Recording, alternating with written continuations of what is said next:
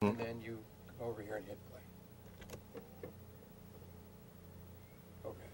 Shall not, we shall not be moved. We shall not be moved, just like a tree that's planted by the waters. We shall not be moved. We're fighting for a contract, we shall not be moved. We're fighting for a contract, we shall not be moved, just like a tree that's planted by the waters. We shall not be moved. We're stronger together, we shall not be moved. We're stronger together, we shall not be moved, just like a tree that's planted by the waters. We shall not be moved. We're fighting for an increase, we shall not be moved. We're fighting for an increase, we shall not be moved, just like a tree that's planted by the waters. We shall not be moved. Respect. We're fighting for respect. We shall not be moved. We're fighting for respect. We shall not be moved, just like a tree that's planted by the waters.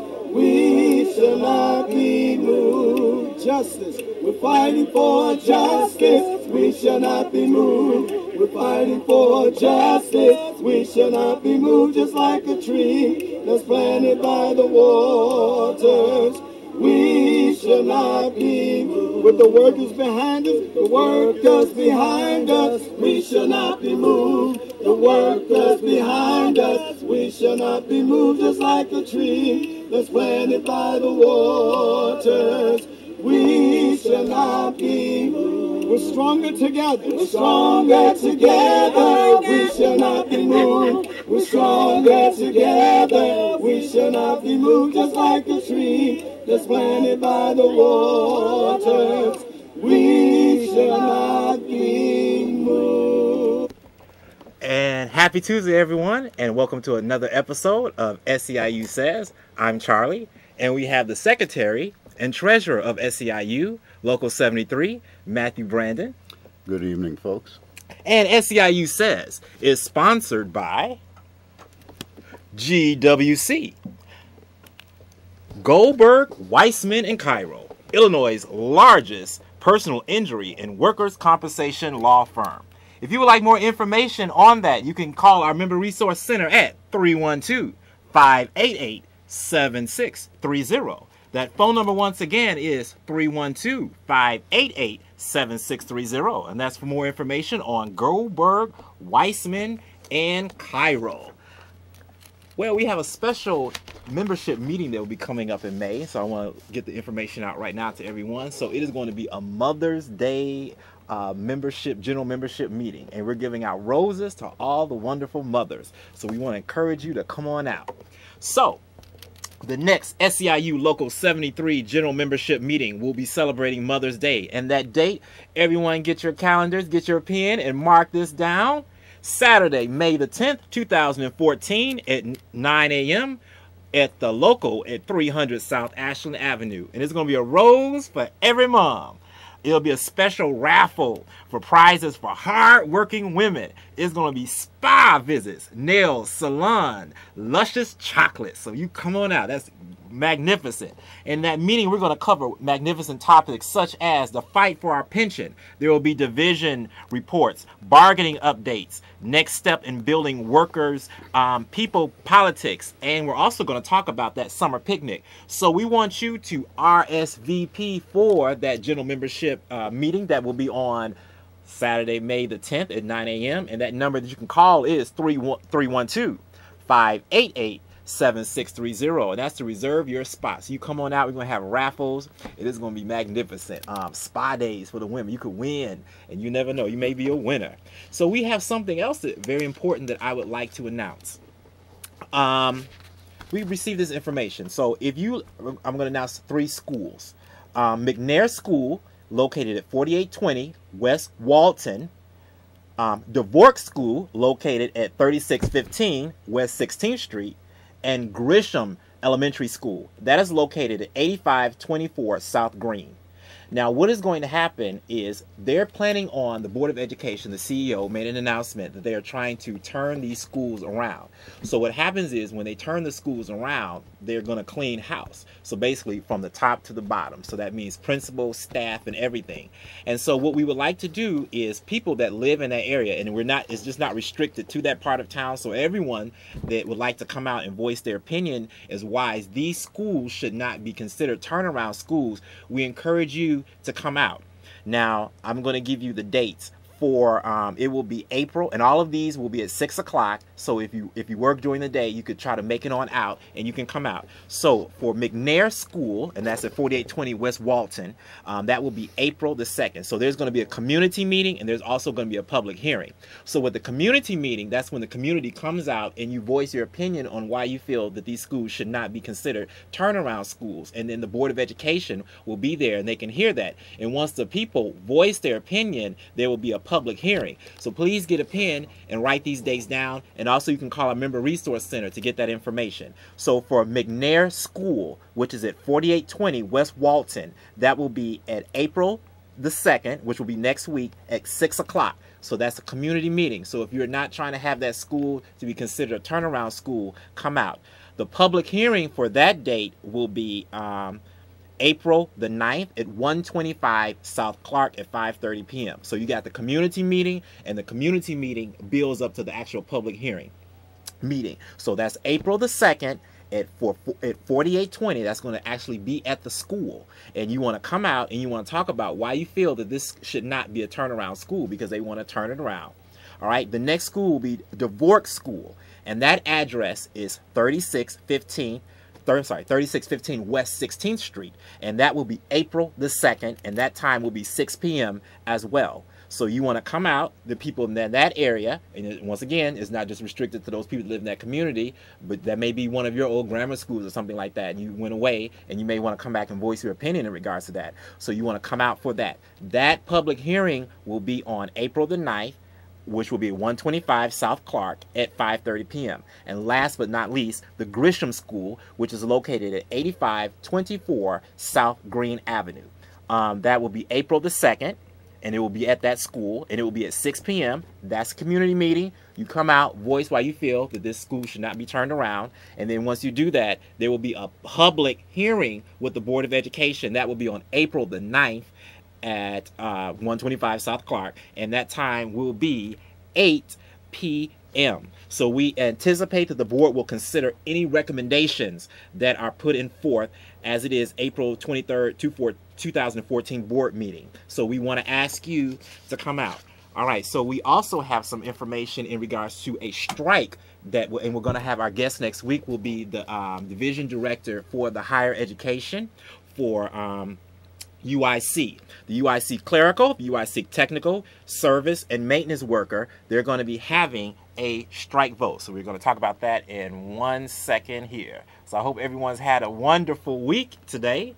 So here we go. All right, as you know, after more than a year of negotiations that have gone nowhere, our bargaining committees have decided to have the membership vote to authorize a strike. A majority yes vote authorizing the bargaining committee to tell the university management enough is enough, and we will strike for 3 days to obtain a fair contract. How did we get to this point, we want to ask? Our contract expired in 2012, and we have been unable to reach a tentative agreement, meaning SEIU Local 73, with UIC on major issues in more than a dozen bargaining sessions. So they've had many bargaining sessions, and I believe they even called in a mediator for that. All right, the university management cries poor and want to eliminate the university step increase in 2015. But they can afford to give administrative 5 to 12% wage increase in 2012 and 2013. I care, you care, we all win. For more information in regards to this, we encourage you to call the Member Resource Center at 312-588-7630. That number is 312-588-7630. And that is for the university strike. And we'll have someone here for that. So, as you know, we had the primary elections last Tuesday? It was the Tuesday before last, was it? Yeah. It was last Tuesday. Okay. And so we have Matthew Brandon here, and he's going to talk to us about that. Well, yeah, good evening. I came out because I'm a little ticked off. You know, this was the lowest turnout. Yes, it was. In history. In the history of the elections here in the city of Chicago and in Cook County. And, you know, Charlie just talked about school closings and come on out and have your voice heard and all that's good, you know. But if you won't even go out and vote, you know, and I know everybody sitting out there is going to say, oh, I voted. And you and I know that that's not true, okay? It's just not true. We're facing some very tough, difficult times here. And it's not just about union workers. It's about all workers. We have a campaign, a Fight for 15 campaign, where we ask to increase the wages of our fast food workers who aren't unionized, ask to increase their wages to $15 an hour. Charlie just talked to you about a strike with our UIC workers because they're not being respected. They're not giving given the consideration that they should get, while the upper echelon gets 5 to 12% raise increases. All these things are going on because people know you don't come out and vote. You don't come. You're going to sit there and watch The Simpsons, or you're going to, you know, you're going to sit there and watch the Browns, and you know, folks, you got to wake up. You got to quit being sheeple and understand that you're people. Okay, you have to aspire and dream, and then do something to reach those dreams.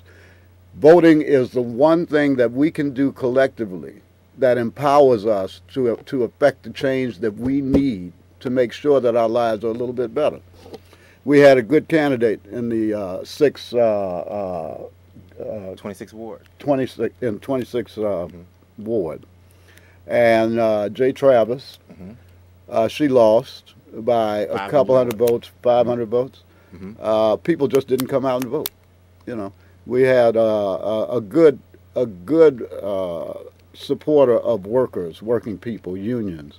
Edwin Reyes, he lost. People didn't come out and vote.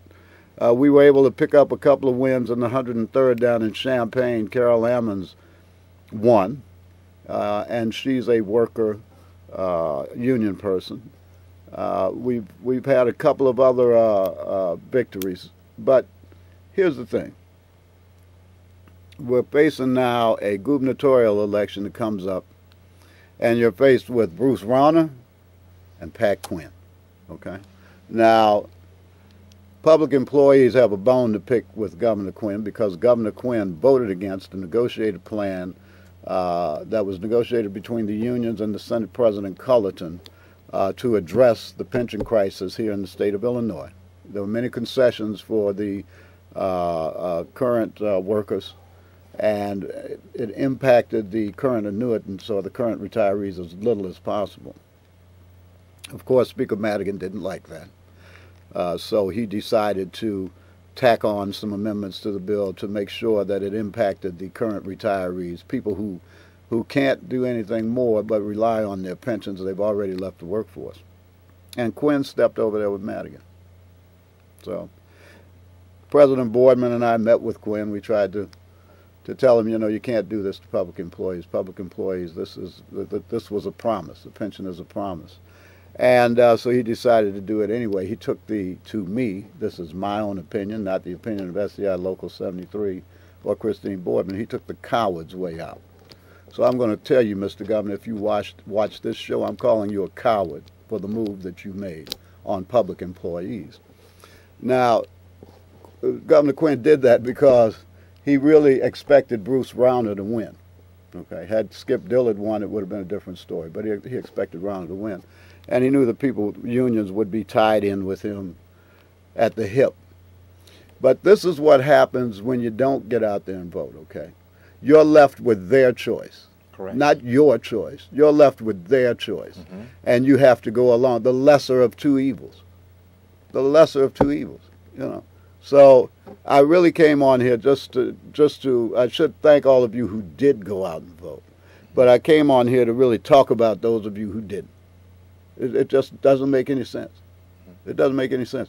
There's no way that you don't have access to the information necessary to make an educated decision on who best represents your interests. I mean, it's impossible. You know, it's like, and it's not all my Republican brothers and sisters, but it's most of them who vote against their own interest when they elect these people these uber rich people who they think because they talk a good game and run a lot of commercials are going to do something for them. Sure, they're going to do something for them. They're going to dump coal ash into their rivers. They're going to pollute their air. You know, they're going to reduce their wages. They're going to break their unions, which a lot of them are in. So if you don't get out and vote, you don't have any right to complain. Correct. You don't have any right to whine. People need to take this seriously. You know, I would really like to see something happen like I think it's in Israel where you have to vote. You know, where people have to vote. You have a responsibility and a duty to vote. You know, but it's a civic responsibility. It is to vote. It absolutely is, and I don't know. I mean, we've been beaten down here for so long that you would think people would eventually get it and try to rise up and do something. Correct. But on the moment, as I always said last week, on the moment. Yeah, but I guess some people just would rather just complain. You know, so public employees, you know, you've got to vote. Workers, you know, you should vote also. And our dear retirees, you know, the people who put all this together for us before we got here, we have to make sure that we protect them in their twilight years. You know, these folks worked hard, and a lot of them can't get out. But let me tell you, those seniors will come out, but a lot of them can't get out. And we're supposed to be out there for them like they were out there for us. We're standing on their shoulders. Correct. Okay? So if you don't care much about yourself, think about those who came before you and made it possible for you to sit on your couch and watch The Simpsons. Okay? Think about them. You owe them something. You know, you owe them something. You have to return something to them. And I know a lot of people are going to get mad at me. I really don't care. You know, if you're my members, if you just happen to be watching, if you're watching because you don't like us, if you didn't vote, you're an idiot. Okay? If you didn't vote, you're an idiot because you're allowing people to determine what the outcome of your dream, of your plan is going to be. Correct. Okay? Go ahead, Charles. Yeah, no, I'm that's just, wonderful. Just ranting at these folks. No, Matt is absolutely right when it comes to that. We don't want to see democracy die in this country. And so we don't want to see the road or go away. So it's important to get out there and vote. Now, as I was saying last week, you know, a lot of times people, we don't have time to vote, but you have to make time for your future. If you have to make time to make a change, you have to sit down and you have to absorb what's going on in your life and say, I want to change when it comes to this. You know, I'm working hard. I want to have money saved away as far as with the pension is concerned. We have problems with taxes. Taxes are going up all the time. What's the difference between charter schools as opposed to public schools? We have that power, and a lot of times we never want to negate that power. And everyone says, you know, my vote, one vote won't make a difference. Unfortunately, it has a domino effect if everyone thinks like that. It's a snowball effect because the person that lives in house A won't vote, the person that lives in house B, C, D, E, etc.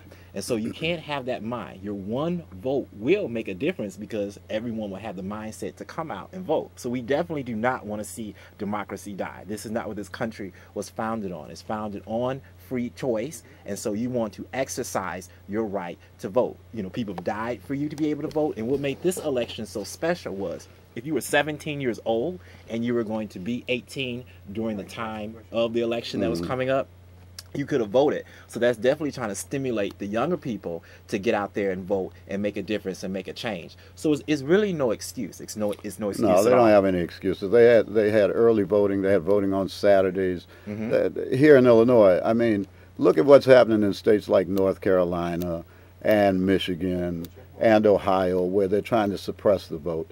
And look at the people in those states in Florida who stood in long lines to exercise their right to vote. Right. You should look at that and you should be ashamed if you didn't vote. Yes. I think you got somebody. Charles. We have a caller. This is SEIU Says. Thank you. Yes, how are you? We're excellent. How are you?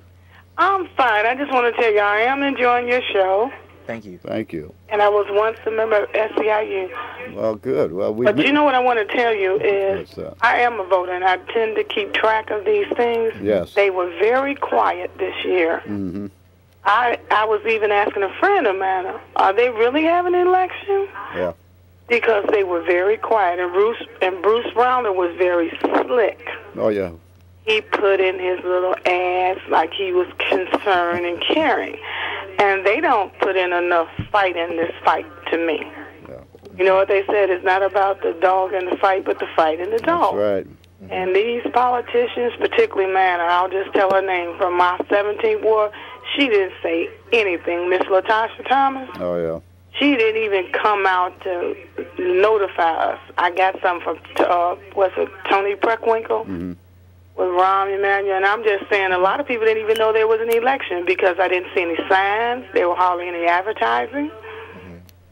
Yeah, a lot of people, I think, were in what was considered safe areas, or they ran unopposed. So they didn't, you know, they didn't do, like you say, what they should have done. They should have come out and at least engaged the community and said, look, there are other issues out here to vote for. You know, there's a primary election for Governor T.O. Hardeman and Pat Quinn.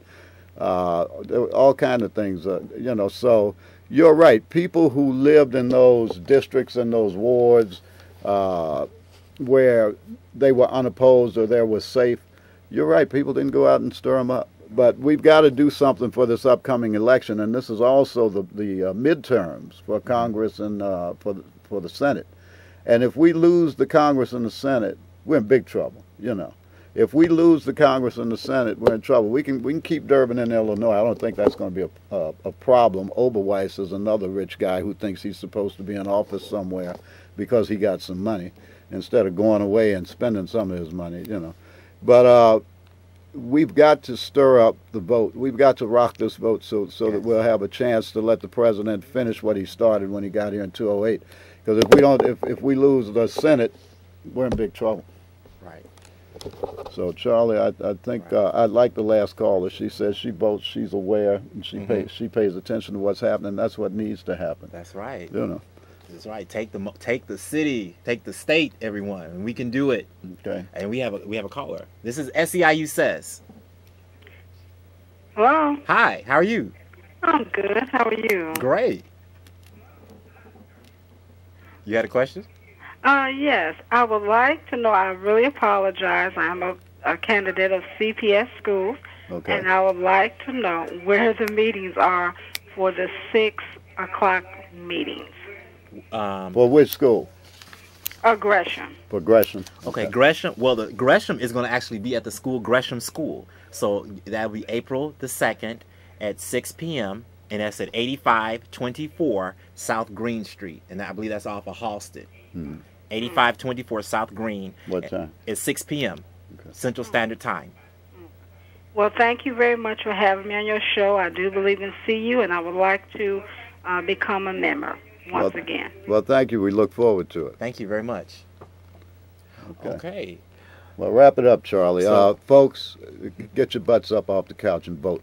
Coming up, okay? Right. Ahead, no more Simpson reruns, because I think Tuesday it was the have or the have-nots. And that was the season finale, too, I think. So, you know, it'll rerun, you know, but hey, if we don't vote, we may not be able to watch the have or the have-nots. You can't afford a television set. There won't be any haves in our neighborhoods, I'll tell you that. There won't be no haves in no neighborhood. So we encourage everyone. Seize the moment. It is time for change, and change is cultivated by the determination and the proactiveness that is inside of us, the willingness inside of us to be able to be unbreakable, to get our views across, and to be unified with that. So we encourage that. Today we give you a gift. We give you the gift of knowledge. We give you the gift of power, and we want you to utilize it. We thank you for allowing us in our home. in your homes today. We thank you for allowing us in your homes today. And this is SEIU Says. Please join us next week. Same bat time, same bat channel. And we're going to have someone here from UIC, Higher Learning Education, in regards to those. So you have a wonderful weekend. Thank you.